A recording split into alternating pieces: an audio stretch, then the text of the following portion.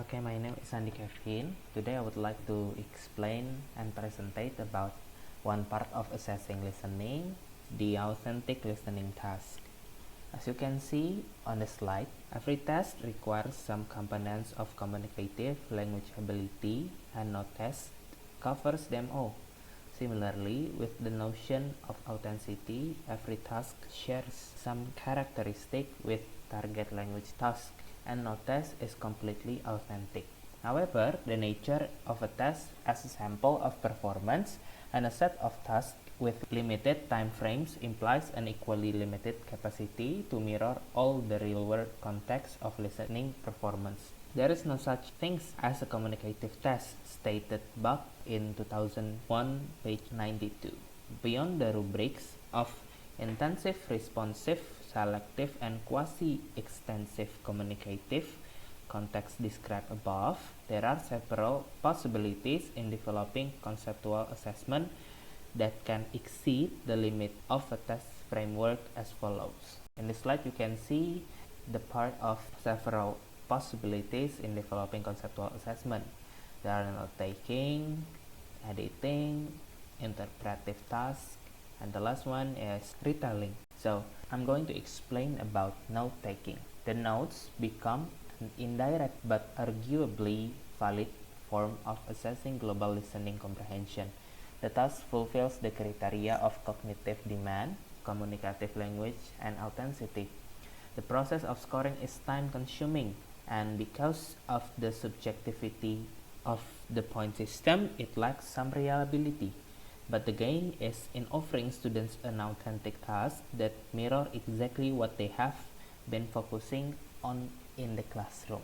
In editing, it provides both a written and spoken stimulus and requires the test taker to listen for discrepancies.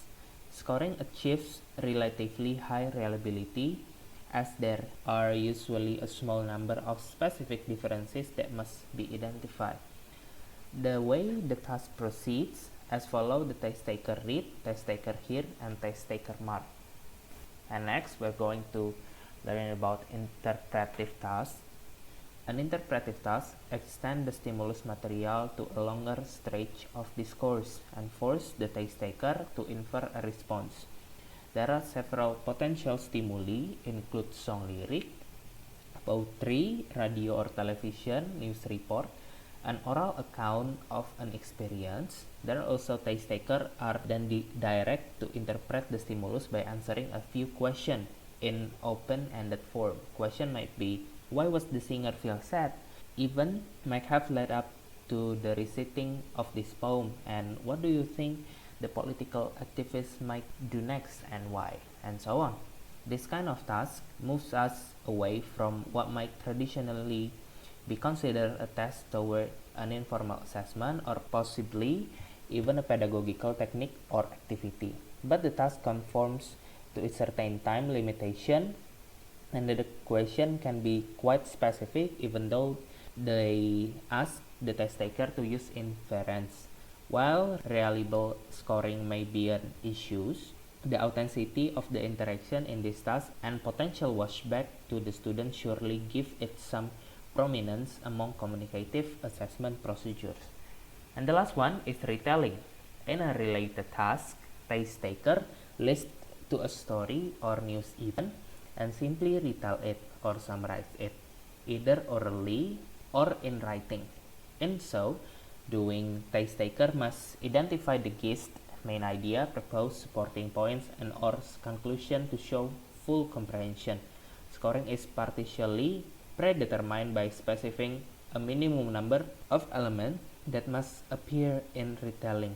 Again, reliability may suffer, and the time and effort needed to read and evaluate the response lowers practicality. Validity, cognitive processing, communicative ability, and authenticity are all well incorporated into the task. So that's all from me about authentic listening task and few and several possibilities in developing conceptual assessment in this part. Thank you and good afternoon.